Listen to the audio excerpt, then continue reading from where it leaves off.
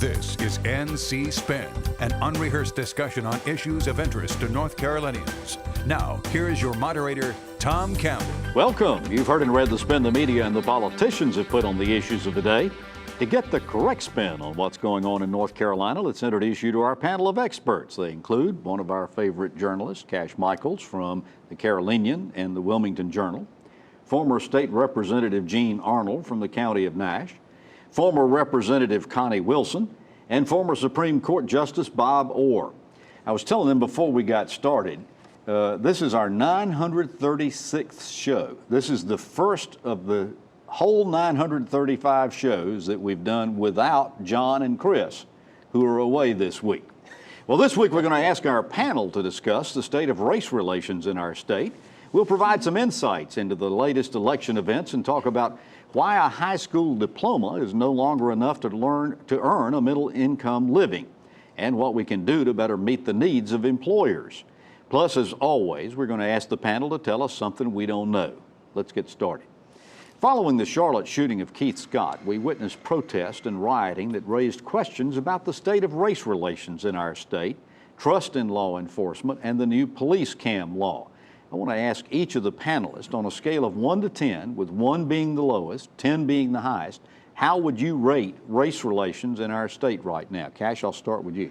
Interpersonal relationships, I would say we're at a 7 or an 8. People are living together, they're going to church together, doing things together. But on an institutional basis, I think we're at a 3. Institutional meaning government, the court indicating that the legislature had instituted voter ID laws with the surgical precision targeting African Americans. You have tension between poor communities and the police.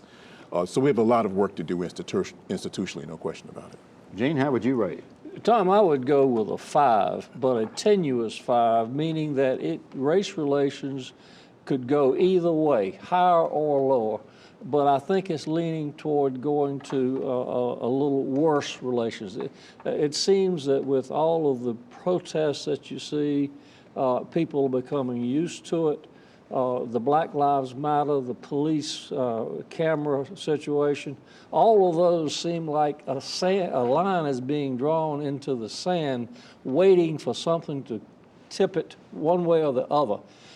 We need a hero to come in and put both sides together with discussions to resolve the issues and get back to normalcy. All right. Connie, how would you rate it? A 5, but I'd say the flip side, getting better. And something occurred this summer.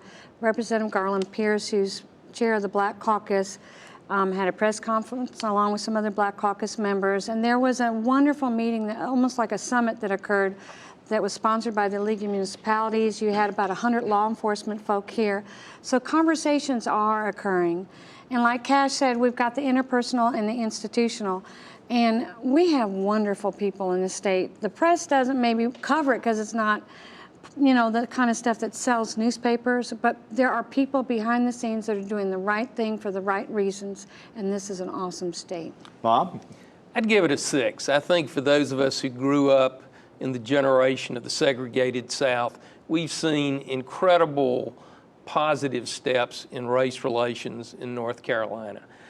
On the other hand, I think in this media-driven society, social media, every incident that involves a racial conflict or a potential racial conflict ends up on the news media, and it drives antagonisms. It tends to be a wedge, and we really need more people talking about solutions. Cash, half a century after we passed the Civil Rights Act of 1964, the Voting Rights Act of 1965, we've had a slew of fair housing, equal opportunity laws that have been passed. But the one thing that occurs to me is that we still have not cut into a lot of the attitudes and prejudices. Why do you think that's the case? Well, Dr. King said that you can pass all the laws you want. You're never going to change somebody's heart. If they hate you, they hate you. It's as simple as that. But what laws can do is at least protect you from whatever they want to do to you. That's why I deliberately separated the interpersonal from the institutional, because it's the institutional. We can add media to that keeps us divided. And I agree with Connie 100% that there are people talking, trying to work together, trying to understand each other. And also, too, give the media credit for one thing. There are things that we in the African American community always knew about some police behavior in our community, that we always said this is happening and folks didn't believe us. Now that people have smartphones, they're able to see it for themselves. So media may exacerbate some of those problems, but it also allows us to see what until now had been somewhat secret. And Bob, you're our jurist on the panel.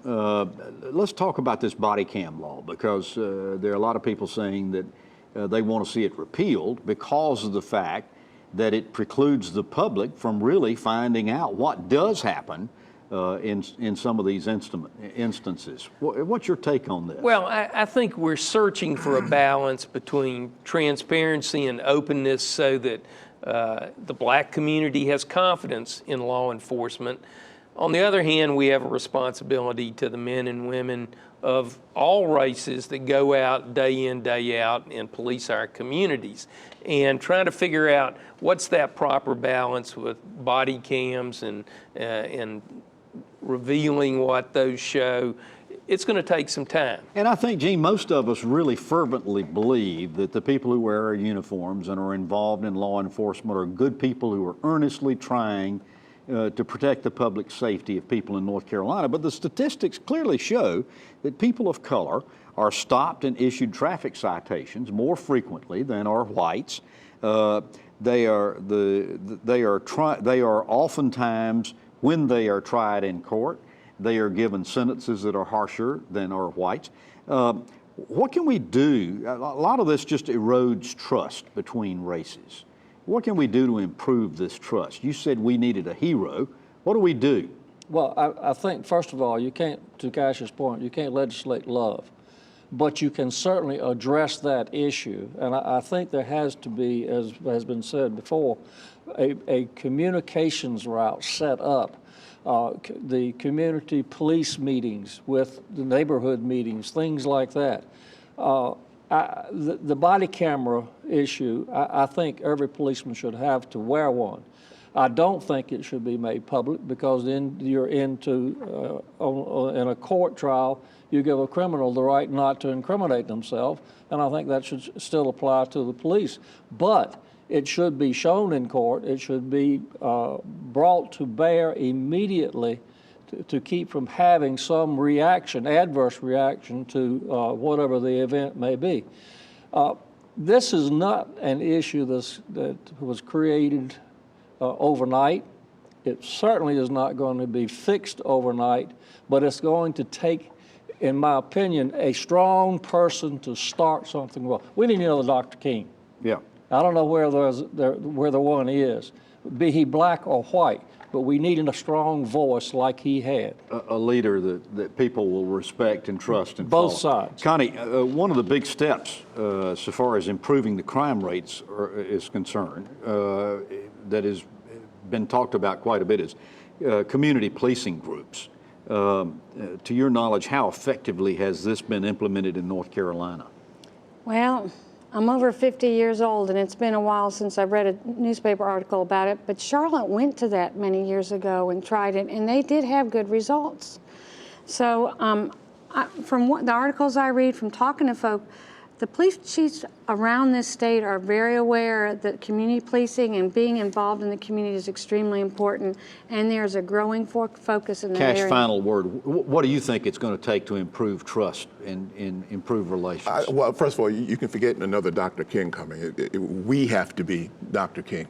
You know, if we're going to build bridges to each other, then let's get started. Let's stop waiting for someone to come and save us, number one. Number two, one of the things that your poorer communities of color bring up with strong evidence is that as much as citizens are supposed to follow the law, we don't see the same accountability on the side of law enforcement when they do something that's questionable. And until we see accountability, until we see bad police officers, because I certainly agree with you, most men and women who put on the badge and the uniform are good people who risk their lives. And they're in harm's way a lot. Exactly, but when the bad ones take advantage of that and are not held to account the way anybody else would in the same situation, that erodes trust. And that's what we've seen a slew of consistently over the last couple Well, of I years. like your comment about building bridges and trust building, and I think each of us has a responsibility to do that. Each year, we invite you to join our good friend and panelist Rufus Edmiston for a benefit to help students in our area, what Rufus likes to call the Super Kids benefit. This year, that benefit is going to be on Thursday, October 27th at the Farmers Market Restaurant in Raleigh. Your $50 admission includes an incredible buffet dinner, drinks, and a wonderful silent auction, as well as hobnobbing along with NC Spin panelists and a lot of other personages in North Carolina like Rufus. You can learn a lot more by emailing Rufus at rufusedmiston.com or by calling 919-829-1988. And I hope you'll join me and lots of all of us October 27th at the Super Kids benefit. When we come back, we're going to update you on some election happenings. NC Spin will return after these messages. Vote. This single word is vital to the future of our nation. In the coming weeks, you will have the opportunity to cast your vote. It's your chance to shape the future of your community, state, and country. It's your chance to make your voice heard. I'm asking you as a fellow North Carolinian to encourage every family member, friend, and neighbor to cast their vote. On Tuesday, November the 8th, be a part of our future and go vote. I help educate and inspire visually impaired students to strive for a brighter future. I make sure visitors to the North Carolina Zoo take a walk on the wild side. And I make sure that the fuel you buy is a quality product from pipeline to pump. I support small businesses in North Carolina by matching them with hard-working, well-trained employees. I make sure the roads you drive on are safe. Scenic, the one voice speaking in support of the men and women who are making North Carolina great. We now return to NC Spin. The deadline to register to vote is this Friday, and early voting begins October 20th. To the delight of many, we are heading into the close of this crazy election cycle that's going to end in less than a month. We saw our two vice presidential candidates face off this past week. We want our panel to discuss their performance as well as some of the most recent election happenings. Bob Orr, North Carolina is getting a tremendous amount of attention and visits by presidential candidates and their surrogates because many analysts say that if Donald Trump doesn't win our state, he's got no path to getting the 270 electoral college votes that he needs to win the election. But following the first debate, it seemed he had a terrible week of one meltdown after another. What impact do you think this is going to have on his chances here? Well, it certainly would have some impact, but to me, the interesting dynamic consists of the group of people that don't like either candidate. And they're torn about who am I going to vote for, or am I simply not going to vote? And I think the win and lose factor will depend on who, come early voting and election day, is the least objectionable to this group of people. Hold your nose and vote for the least. Yeah, or not vote. Gene, last week there was a lot of conversation about the tax returns that the New York Times released on Donald Trump that showed that he lost almost $1 billion and indicated he probably hadn't paid any income taxes for a good number of years. How big a factor do you really think this is in the mind of voters? Well, I've never lost $1 billion, Tom. But you've never run for president. I never run, and never will, either one. I think the issue of his tax returns really don't mean that much to the public. And you can balance that by releasing the 33,000 emails. Who knows Which I also don't think means that much to the public. I don't think it does. To the public, I don't think it does. But to your point of North Carolina, he must win North Carolina. It swings a point or two each week. He has to have Florida. He's up 1 point there. And Pennsylvania. Those key states, if he doesn't win them, he's out. Well, and the polls, talking about polls, we've seen a couple of different polls. WRAL Television did a poll. We saw Elon University released a poll this past week.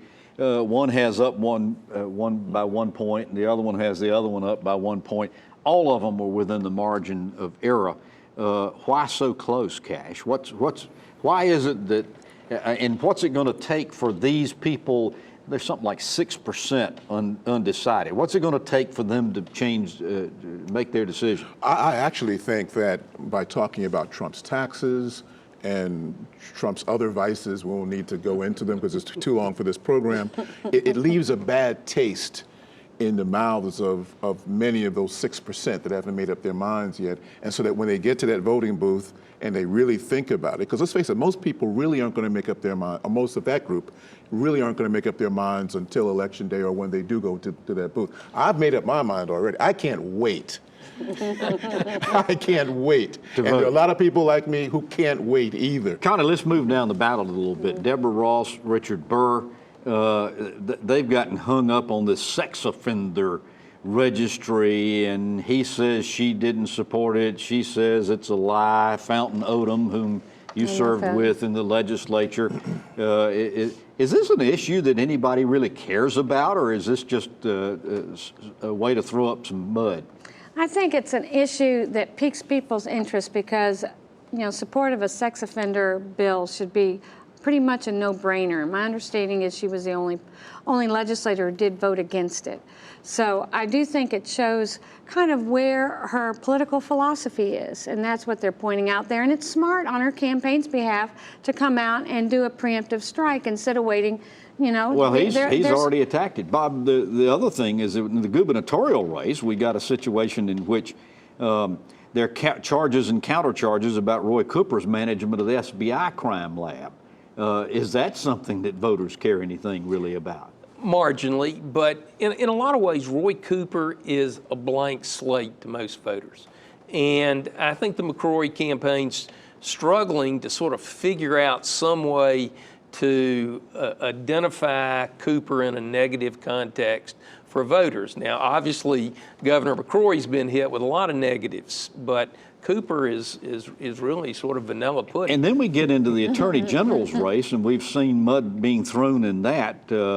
Buck Newton is getting lots of money from an outside Republican Attorney General's Association, and he's getting gigged about that by Josh Stein. Newton, on the other hand, is saying that Stein's dad gave $500,000 to try to buy the seat. Is that just more he said, she said kind of stuff, Gene, or does anybody care about it? Tom, I'm still trying to figure out what I would do with $1 billion. But I think this is the first time that the bottom of the ticket is driving the election toward the presidential election. I think there's a great deal of issue on the Democrat side on the trust issue that you mentioned before. And that's a key factor. That's more important, I think, than emails or anything else. Well, we're going to be talking about it all between now and November 8th. So if you're tired of it, you're going to get even more so. After these messages, we're going to talk about why a high school diploma is no longer enough. NC Spin will return after these messages. Helping people. It's all in a day's work for Wayne Goodwin. As Commissioner of Insurance, Wayne Goodwin's been a tireless advocate for North Carolina families, helping more than 100,000 seniors enroll in the Medicare drug plan while protecting them from insurance scams. And Wayne Goodwin has been fighting big insurance companies' proposals to raise rates for car, home, and health insurance. Wayne Goodwin, more than a public servant, a true friend for consumers. You sleep on concrete till your body get immune to concrete. My mom got my brother and I up and said, come on, we're leaving. I became homeless in the beginning of this year. When I was about 4 or 5 years old, our house caught fire. I used to see my brother. If he see me, he'd turn and go the other direction. We did the only thing that we could think of, and we went to a Salvation Army shelter. You know, we don't have this, like, what's your background look like? We just say, what do you need? I remember the man from the Salvation Army coming down with a box of clothes. The Salvation Army officer bought my brother and I an ice cream cone. Last week, my brother walked up to me, and he just started a conversation. Today, I've given my life to the Salvation Army because I remember what somebody did for me, my brother, and my mom over 30 years ago. The Salvation Army for me means hope. Compassion. Family. Support.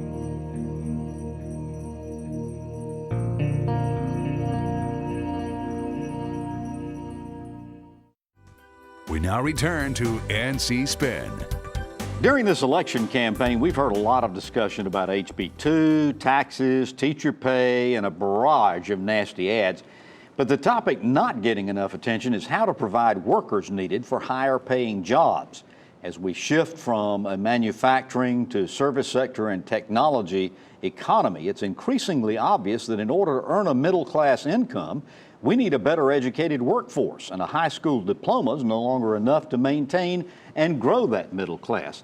We've created 300,000 jobs in the last 4 years, many of which came from the service sector.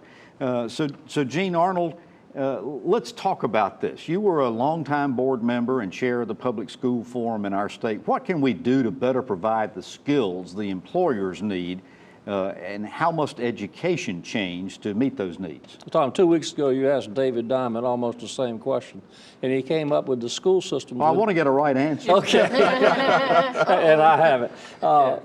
He said more, a longer school day, a longer school year, teacher pipeline, scholarships for teachers, go back to the either the Hope Scholarship System Georgia has or the Teaching Fellows Program, supporting the teachers, better pay, better use, and marrying the use of the community colleges to the business community and utilizing that to retrain people and educate high school kids. Put those programs back into effect. Teacher getting certified gets a 10% increase, and I think you'll see the increase of good teachers come back to North Carolina. I want to drill down in that, though, Connie. You served in the legislature for a long time, as did Gene. A lot of lip service being paid to community colleges in North Carolina, but the legislature has always been kind of scant so far as funding the community colleges are concerned. Isn't this one of our great hopes for training these people and retraining current workers? It really is. I was at a Senator Jerry Tillman fundraiser last night and sat next to Roger Shackelford, who's the community college president in Randolph County, and his frustration was there was a $20 million in pay raises appropriated for the community colleges over a 2-year period for 2015-16 and 16-17. And for some reason, there wasn't enough money for 2016-2017. So he said, we hired people based on that was in the 2-year budget. And now we can't pay. And then talking to Senator Tommy Tucker, he said, Connie, he owns a HVAC company. He said, I can't find people to work. He said, I pay very good money. I represent the Ready Mix Association. We can't find commercial drivers, and we pay very good money. The jobs are out there. It's getting the right, these students focused into going into skilled jobs where they're probably going to make more money than the bankers. Okay, so are community colleges the best and only hope, Cash, or do most of these kids or a lot of these kids need a 4-year undergraduate degree? Well, I remember right before she left office, former Governor Beverly Perdue talked about the fact that many of the corporations had told her that one of their problems with moving to North Carolina was the fact that they could not find the population that was properly educated. Community colleges, as our almost billionaire friend here tells us, is clearly an answer to that. We need more skilled labor. So do you think our leaders are aware of these needs, Bob, and are responding to them, or do we need to prod a little bit here? Well, I think they're aware of the needs, but they're running a tight fiscal ship. There's only so much money to go around. But I want to say we need a renewed focus at the family and student level on the value of an education. We need kids, particularly from lower socioeconomic backgrounds, to understand what an incredible opportunity they have to go to the public schools. And I fully agree with the comments about greater support for the teachers and the system. But I think we're losing an edge by not having this great burning desire to go out and get a good education. That's what Dr. King talked about. After these messages, we're going to ask the panel to tell us something we don't know. NC Spin is brought to you in part by the North Carolina Farm Bureau. The Farm Bureau and Agriculture. We keep North Carolina growing.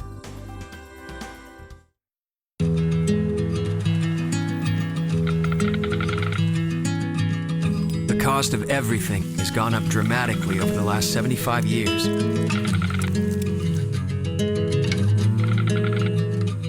With one exception. keeping electricity affordable. That's the power of your co-op membership. Learn more at togetherwesave.com. North Carolina's Touchstone Energy Cooperatives, looking out for you. It's a fact. Patients who receive care in the medical home from a trusted family physician reduce healthcare costs through prevention, early detection, and affordable management of high-cost chronic diseases. Every dollar invested in healthcare matters. Let's invest them wisely, building on North Carolina's medical home model. Better health begins with a medical home, a trusted family physician, the best return on our healthcare investment. Learn about the importance of medical homes at OurNCHealthcare.com. I help educate and inspire visually impaired students to strive for a brighter future. I make sure visitors to the North Carolina Zoo take a walk on the wild side. And I make sure that the fuel you buy is a quality product from pipeline to pump. I support small businesses in North Carolina by matching them with hard-working, well-trained employees. I make sure the roads you drive on are safe. Scenic, the one voice speaking in support of the men and women who are making North Carolina great. Now it's time to ask the panel to tell us something we don't know. Connie Wilson, I'm going to start with you. Well, I know we've talked about the Charlotte riots, and it surprised me that probably over half of the rioters were from outside North Carolina, but there's good news going on in North Carolina.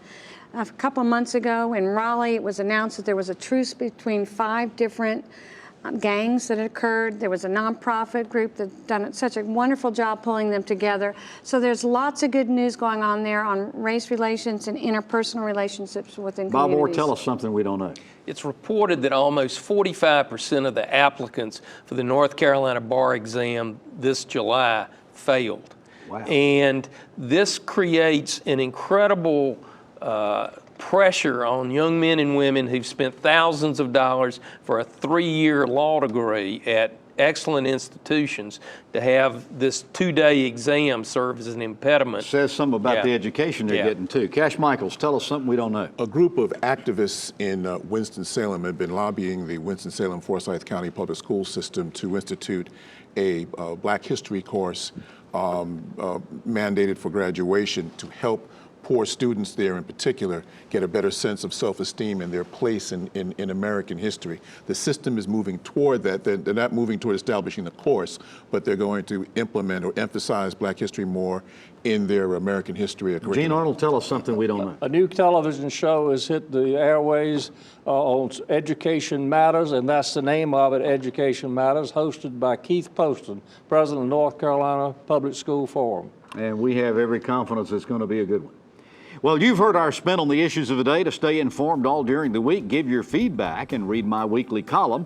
Visit our website, ncspin.com, or catch NC Spin on Facebook, and join us next week when we'll have more balanced debate for the Old North State. Until then, stay informed and watch out for the spin.